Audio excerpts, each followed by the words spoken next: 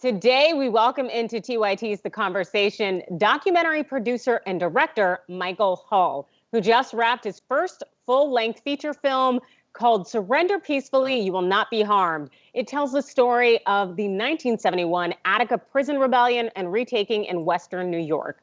Welcome in, Michael. Thanks for joining us. Thanks for having me. All right, so I'm an alum of John Jay College of Criminal Justice out in New York City, so I am pretty familiar with the Attica prison riots, or at least so I thought. It seems that you have uncovered just the real story here, and I was wondering, how does the story that you are telling differ from what most history books or articles that we've read say about the Attica prison riots? Well, there was always this, the state always denied that they pre-planned everything. They always denied that there were personal weapons used. They always denied a lot of the kind of elements of it that really make it so egregious. If it's not bad enough for you that they went in and shot 39 citizens of the state of New York, killed 39, they injured many, many more actually with their guns. And because of this kind of lack of direct evidence, they've always been able to deny kind of the worst of it. So it's always been this kind of us against them, he said thing, where the prisoners, the inmates who got out, who survived, talked about being tortured afterwards, talked about just all the terrible things that happened to them. And the state always kind of said, like, you don't believe those guys, right? Like, they were all in prison. And there's this very, just kind of their attitude and their language around it is always really kind of gross. And at some point there was, so there was all of the criminal trials after the actual retaking of D Yard, where they charged many dozens of people with all kinds of crimes. It was just kind of this scattershot approach to try and keep as many people in trouble as possible. And then after almost all of those were dismissed, very few of them actually were successful. And part of the reason why is because they started hiding evidence the day after, literally the day after all of this happened. They started bringing bulldozers into the yard. There was no way to kind of collect evidence, especially in kind of trajectory or, bullets, those shells, those kinds of things that could give some sort of distinction of where did this gun come from? Was this a gun that was owned by the state? Was this a gun that was brought by one of the state policemen or one of the guards, on their own? And so there was just really no kind of control over the situation in a lot of ways. And they were always able to deny that. Then as part of the civil trials, because one of the main inmates was a guy named Frank Smith. He was known as Big Black. And he was the head of security during the whole thing. And when it started, he wasn't a political person at the beginning of this 4-day event on September 9th. And then he was in the yard. And the story of how he ended up in the yard is a part of the movie, and it's a very kind of entertaining story. But along the way, he starts listening to all these people talking about their rights and the idea that they deserved human rights, even in this criminal place, right? And they deserve civil rights, even in this criminal space.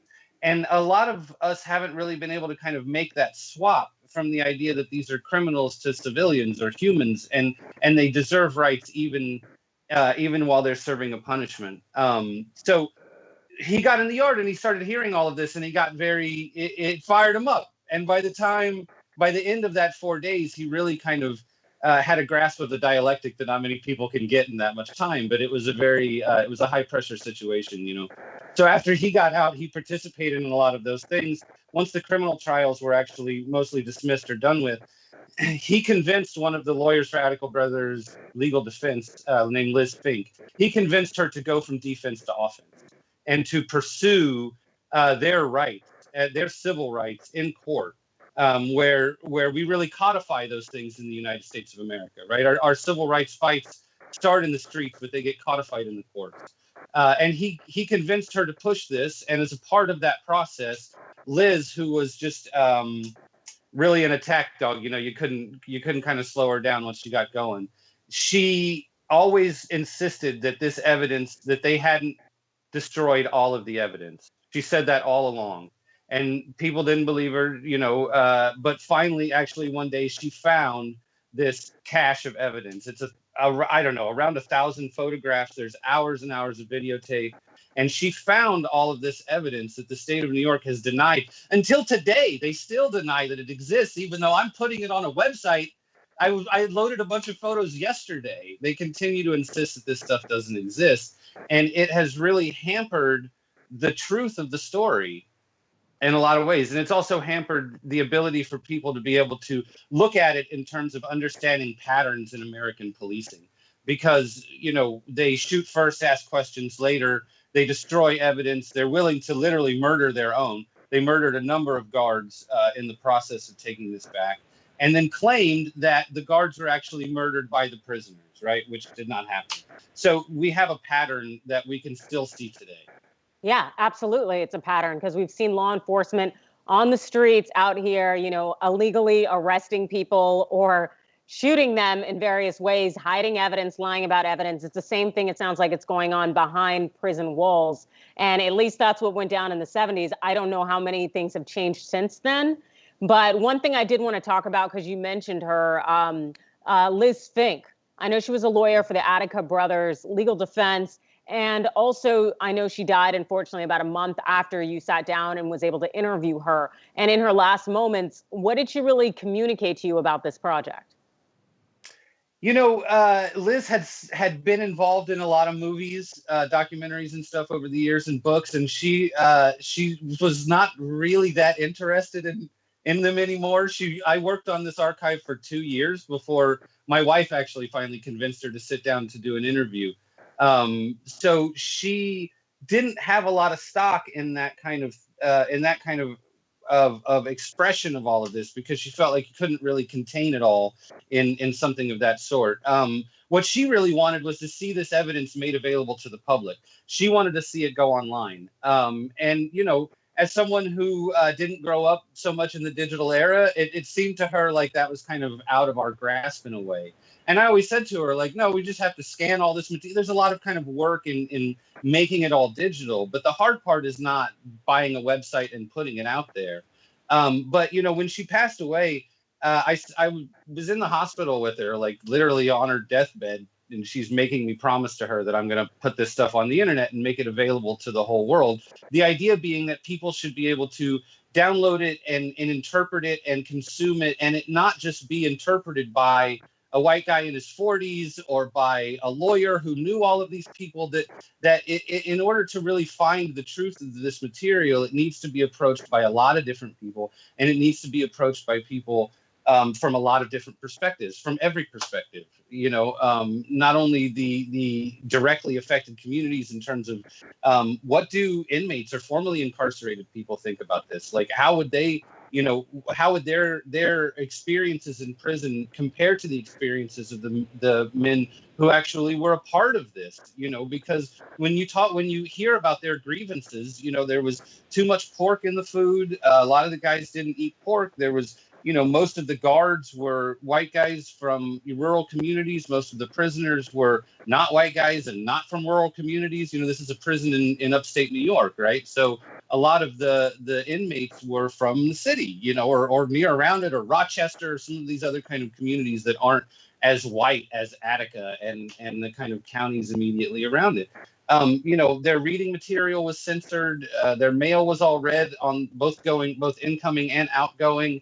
It's a lot of grievances that, if you are familiar with kind of how our prison situation exists now, they sound really familiar. So I think it's worth hearing kind of how this stuff is interpreted by people who are experiencing it now, because there are still people all over this country experiencing it now. Absolutely. And we don't have very much time left, but I did want to kind of tap into what's going on now. And just earlier this week, SCOTUS issued an order effectively saying Texas prison officials aren't required to implement basic COVID-19 safety precautions at a geriatric prison facility where 20 vulnerable old inmates have died.